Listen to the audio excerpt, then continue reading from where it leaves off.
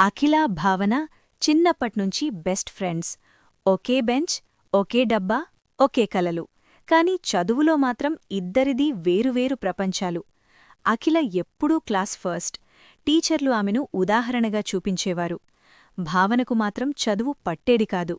పుస్తకం తెరిస్తే అక్షరాలు కళ్లముందు తిరిగినట్టు అనిపించేవి. భావన పేద కుటుంబం. చిన్న వయసులోనే నాన్న చనిపోయాడు. కూలీపని చేస్తూ ఆరోగ్యం సరిగ్గా లేని అమ్మను చూసుకోవడమీ ఆమె జీవితంగా మారింది. ఉదయం ఇంటి పనులు, తర్వాత పనికి వెళ్లడం, రాత్రి అమ్మకు మందులు. ఇవే ఆమె చదువు. అయినా అఖిల ఎప్పుడూ భావనను తక్కువగా చూడలేదు. నీ పరిస్థితి నిన్ను ఆపలేదు, నువ్వే నిన్ను ఆపుకుంటున్నావు అని ధైర్యం చెప్పేది. కాలం గడిచింది. చదువు పూర్తయ్యాక అఖిల మంచి ఉద్యోగం సాధిస్తుందని అందరూ అనుకున్నారు. భావన మాత్రం పనిచేస్తూనే జీవితం సాగిస్తుందని ఊరంతా అనుకుంది.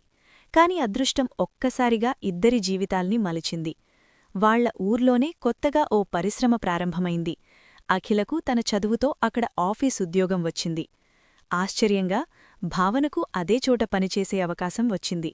ఆమె కష్టపడే స్వభావం, నిజాయితీ చూసి సూపర్వైజర్ అవకాశమిచ్చాడు.